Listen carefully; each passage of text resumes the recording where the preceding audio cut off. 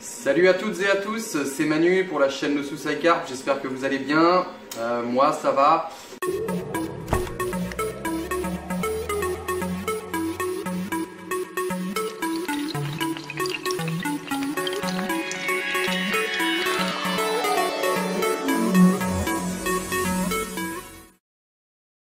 Alors j'espère que vous n'allez pas être déçus parce que je ne suis pas à la pêche, ce n'est pas une vidéo de pêche.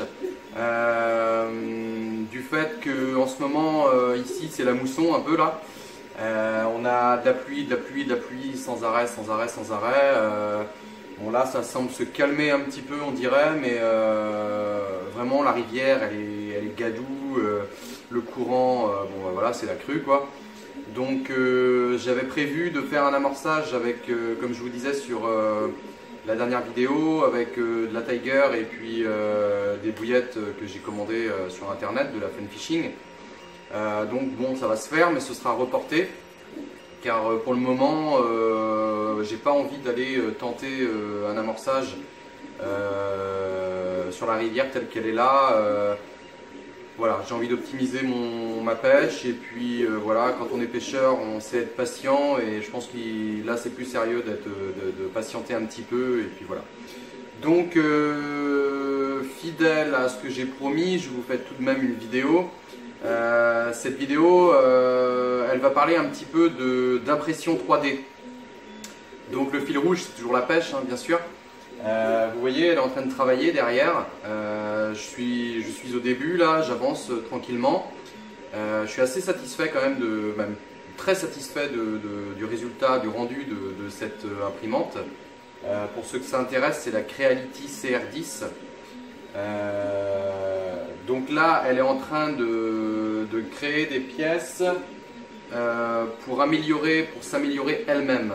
C'est-à-dire que j'ai été chercher sur un site qui s'appelle Thingiverse des améliorations pour cette machine. Donc c'est des plans qui ont été créés par d'autres personnes, qui ont été mis à disposition sur ce site. Et donc moi, j'ai juste à aller les chercher, les passer sur un logiciel qui s'appelle Cura. Il y en a plusieurs, mais moi j'ai pris Cura. Pour donc le rendre on va dire compréhensible pour l'imprimante 3D et ensuite il ne reste plus qu'à mettre quelques paramètres, régler le plateau et puis hop, lancer l'impression. Donc j'ai déjà fait une première pièce comme celle-ci, donc c'est des petites molettes qui servent à régler le plateau en fait. Au départ de l'impression il faut régler le plateau par rapport à la buse pour avoir juste une feuille de papier. Je prends un post-it comme ça, je passe dessous, il faut que je sente que le papier il coince légèrement sans trop forcer entre le plateau et la buse de la tête d'impression. Donc à l'origine les molettes mises sont trop petites et donc forcément il y a des gars qui ont créé des molettes plus grosses qui viennent s'emmancher sur les petites. J'en ai fait une hier, une molette, franchement c'est au poil, ça rentre, mais c'est incroyable. Donc là, elle est en train d'imprimer la deuxième molette, et quand elle aura fini, je vais vous montrer un petit peu le rendu fini. Et la facilité à laquelle je peux renfoncer la précision, quoi, c'est incroyable.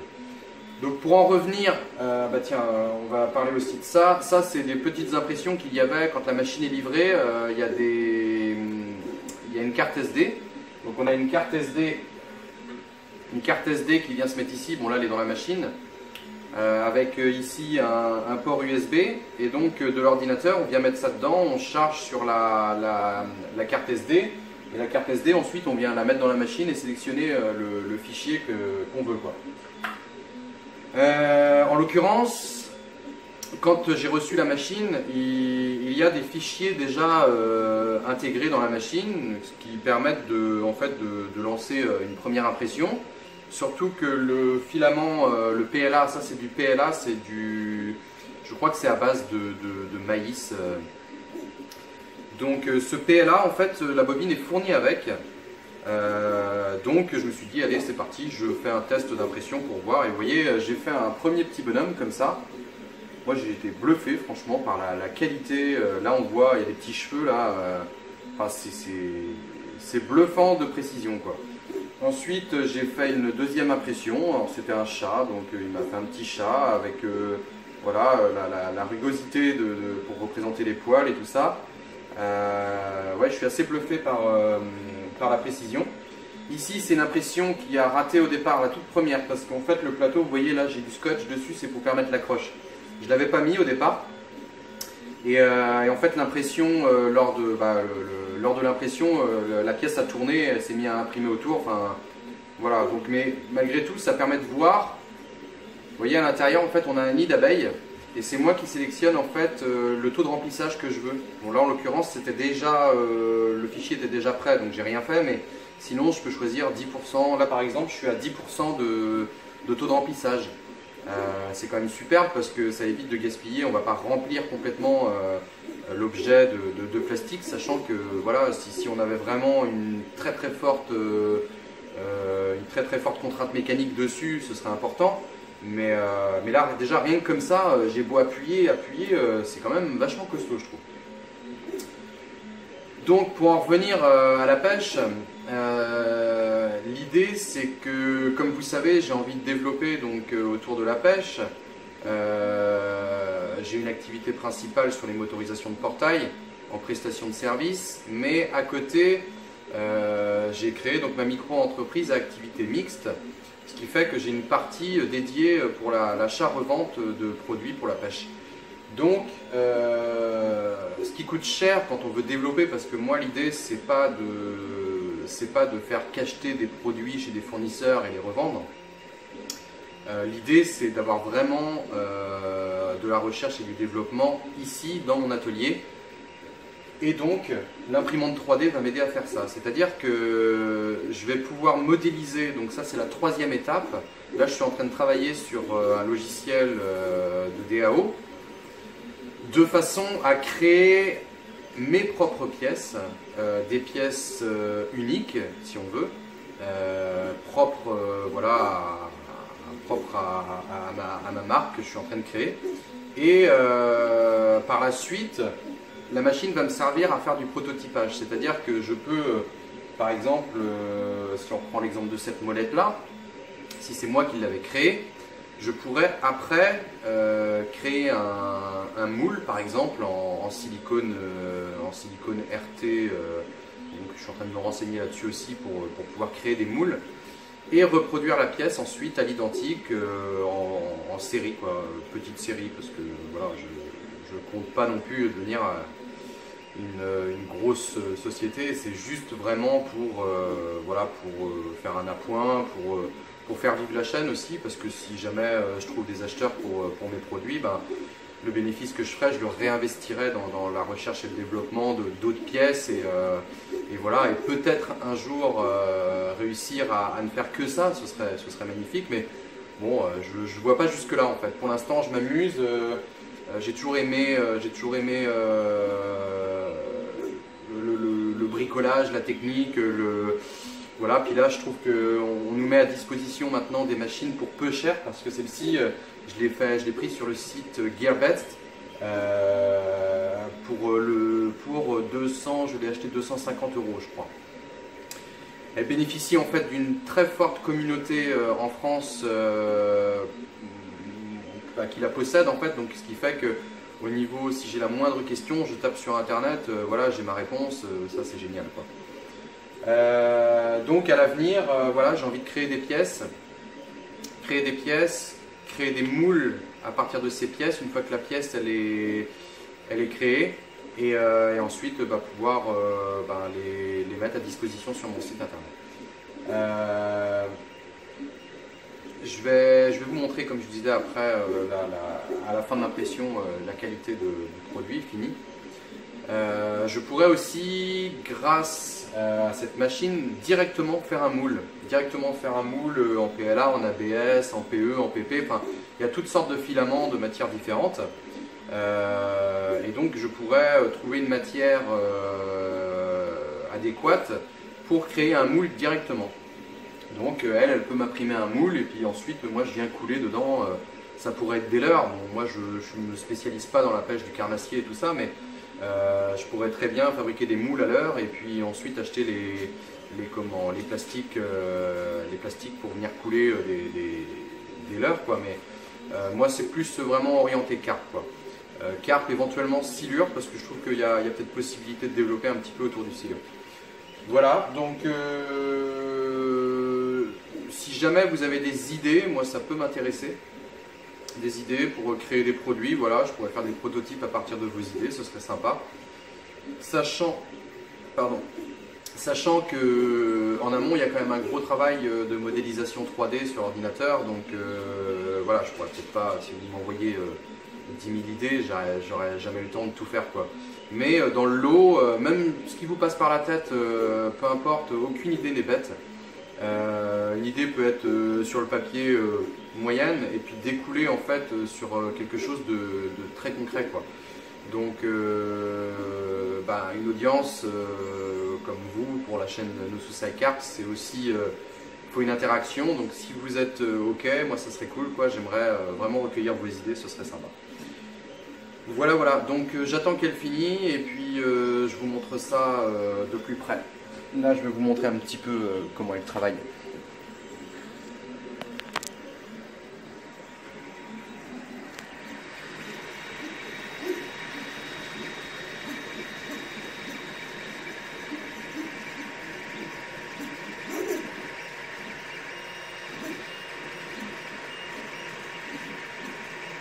En fait, j'en ai déjà fait une molette, vous voyez, elle est dessous là.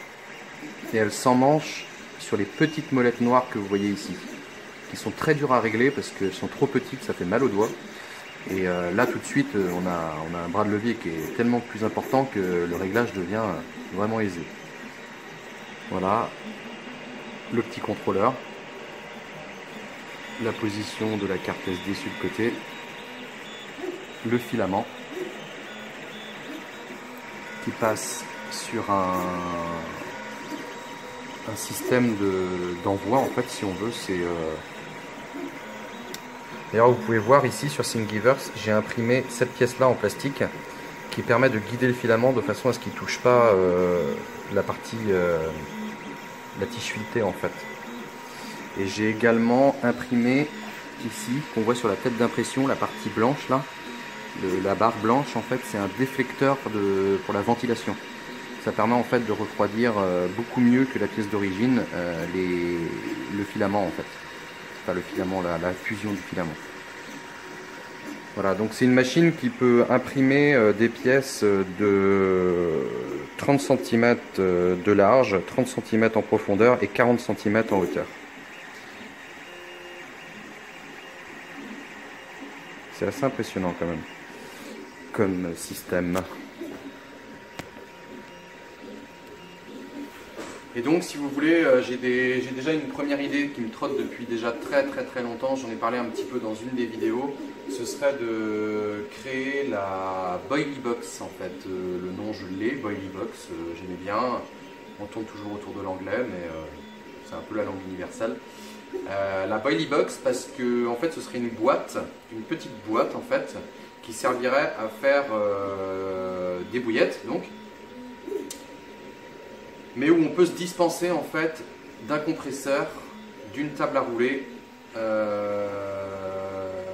du pistolet, tout ça. En fait, cette petite boîte, à elle toute seule, permettrait de faire des petites quantités de bouillettes. Donc ça peut être intéressant pour celui qui n'a pas d'espace tellement chez lui, qui veut faire ça dans sa cuisine, dans le dos de madame. Surtout si tu fais du monster crab ou du moule écrevisse ou je sais pas quoi. Si tu fais de la fraise encore. Et donc cette petite boîte, elle servirait donc à faire des bouillettes dans un petit espace, ou même moi j'ai envie d'en faire une, déjà un prototype pour moi, parce que je trouve que ça peut être très pratique. Je sais pas ce que vous en pensez, est-ce que vous pensez que c'est une bonne idée, est-ce que non, je sais pas. Et donc l'imprimante 3D va me servir à prototyper, parce que si je vais voir un usineur pour faire les pièces de la Boilie Box, ça va me coûter un bras. En plus de ça, si mon premier test il est pas bon, ça va me coûter le deuxième bras. Et après, sans bras, pas de bras, pas de chocolat. Ouais, c'est nul. Et donc, voilà quoi. Donc, c'est un petit investissement. qui me permet en plus d'apprendre comme j'aime ça et qui va me faire un gain énorme au niveau financier pour le prototypage. Voilà, voilà. Bon, je vous laisse avec ça. On revient tout à l'heure sur la pièce lorsqu'elle aura fini, puis je vous montre un petit peu quand je vais enquiller. Si ça se passe comme l'autre, théoriquement oui, c'est le même fichier. Si ça se passe comme l'autre, vous allez voir, mais j'étais bluffé quand j'ai mis la petite molette noire dedans, quoi. Clac. Et ce qu'il faut savoir aussi, c'est qu'avec cette machine-là, on peut faire des pièces en mouvement.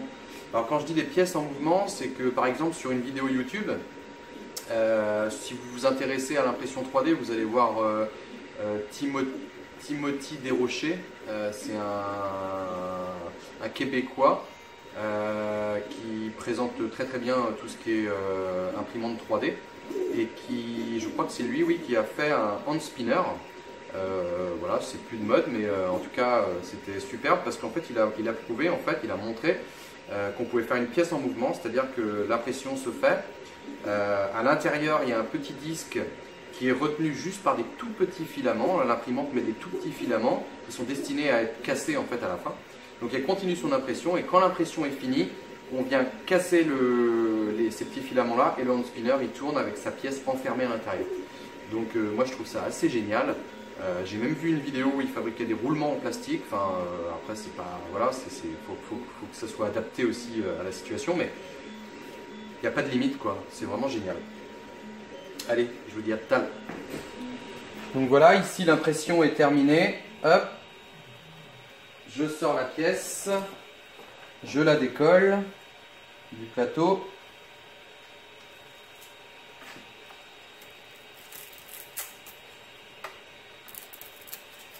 Tac. Vous pouvez voir ici quand même la qualité quand même d'impression. Et donc l'objectif de cette pièce, comme vous pouvez le voir ici, ce que je vous ai montré tout à l'heure,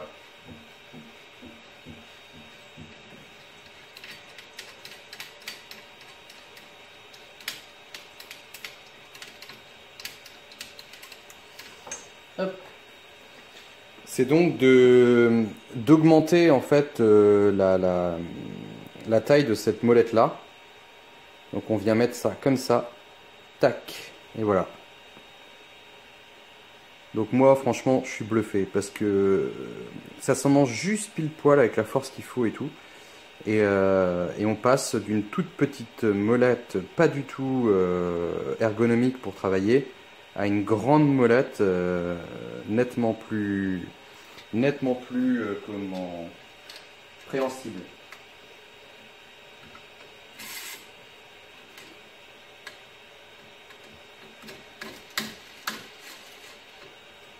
Et voilà. Et donc après on peut donc si je choisis par exemple Auto Home, donc la tête d'impression va se mettre en position de réglage. Et à partir de là, il faut que je prenne un petit papier, que je passe dessous. Et grâce à cette molette, je viens régler en fait l'écartement entre la buse et le plateau pour avoir un réglage parfait. Voilà, voilà. Bon, je vous remercie tous d'avoir regardé cette vidéo. Moi, je vais continuer mon impression. Il me reste 2 molettes à faire. Ensuite, je vais me pencher sur le logiciel de modélisation 3D. Faut que je passe à la vitesse supérieure et que je commence à créer réellement mes pièces. Elle va pas tarder à démarrer. Donc ici, on a un plateau chauffant qui a atteint ses 45 degrés de réglage. Et la buse chauffe à 200 degrés de réglage aussi. Voilà, là, elle va pas tarder. Voilà, c'est parti.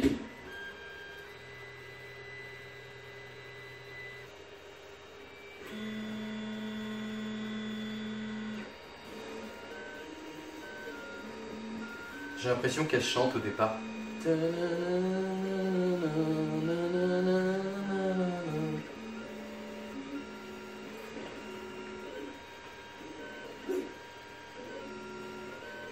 Je vérifie bien au départ parce que en fait c'est hyper important. que la première couche qu'elles mettent, voilà, ça part pas en vrille quoi.